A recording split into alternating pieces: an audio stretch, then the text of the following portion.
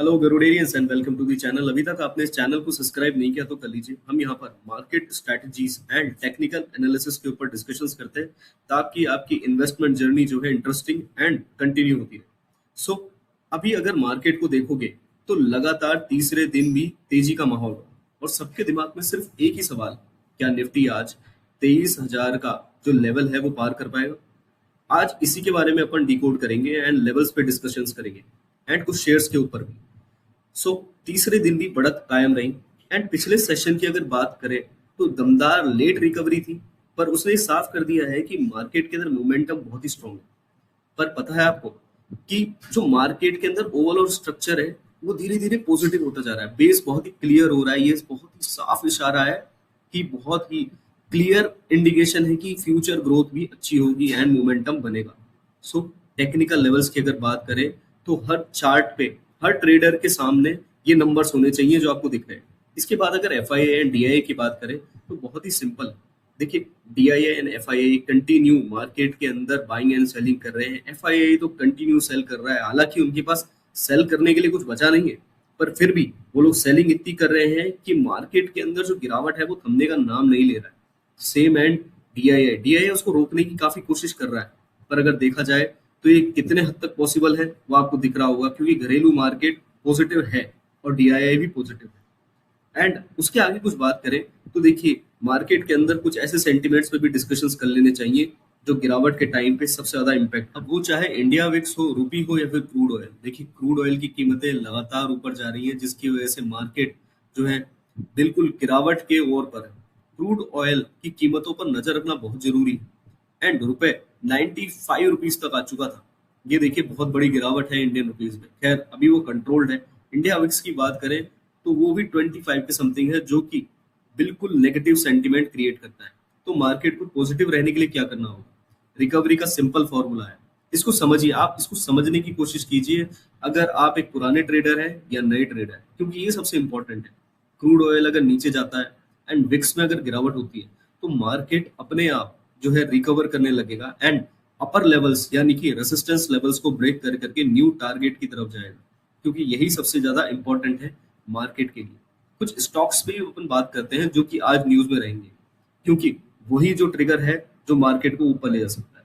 देखिए, एनएमडीसी जो है कंटिन्यू ऊपर जा रहा है एंड कीमतों में बढ़त की वजह से मार्केट के अंदर जो है एनएमडीसी के शेयर्स अच्छे चल रहे हैं, उनका प्रॉफिट अच्छा आ रहा है। पीसी ज्वेलर्स ने ग्रोथ दिखाई है ईयर ऑन ईयर।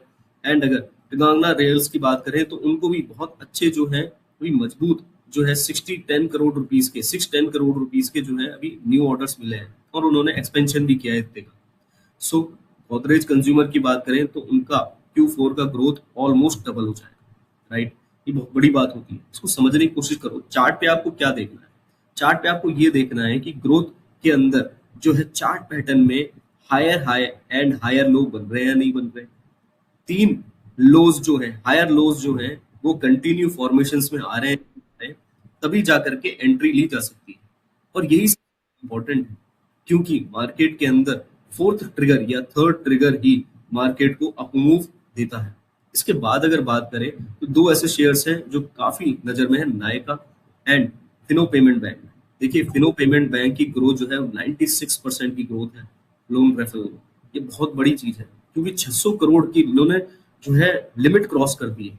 सो ये बहुत ही बड़ी चीज है। इस शेयर को आप जो है अपने रडार पे रखो एंड समझने की कोशिश करो कि फंडामेंटल एंड मैनेजमेंट जो है वो कॉर्पोरेट एक्शंस में क्या जो है अभी चेंजेस हुए हैं जिसकी वजह से इतनी बड़ी डेवलपमेंट देखने को मिली है। नायका बहुत ही इंपॉर्टेंट है, क्योंकि अब जो है वो दीपिका पादुकोण ने 92% की हिस्सेदारी जो है अभी बातचीत चल रही है कि उनको वो बेचेंगी या फिर वो खरीद लेंगी, राइट? क्योंकि वो है इसके अंदर और इन्वेस्ट करना चाहती है। सो इन्वेस्टर्स तो इन्वेस्ट कर रहे हैं नायका में।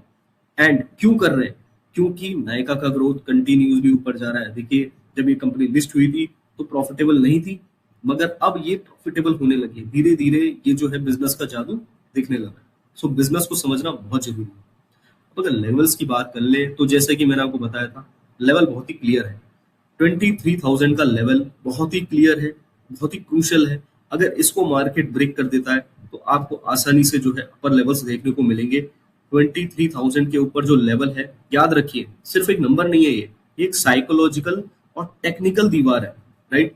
एनालिस्ट पता है क्या कह रहे हैं कि अगर इस रैली को आगे बढ़ना है तो निफ्टी को इस दीवार को तोड़ना पड़ेगा।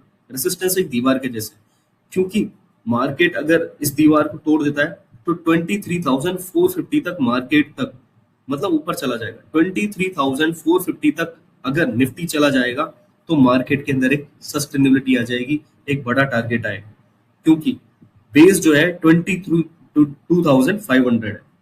सो स्टॉक मार्केट में ये सबसे ज्यादा इंपॉर्टेंट है कि लेवल्स को आप पहचानो and indicators and support and resistance पे आप रिलाई करो, क्योंकि अगर मार्केट बुलिश है तो जितने भी स्टॉक्स हैं जो रैली के अंदर पार्टिसिपेट कर रहे हैं उनका फंडामेंटल स्ट्रांग होगा, उनका बिजनेस स्ट्रांग होगा, राइट।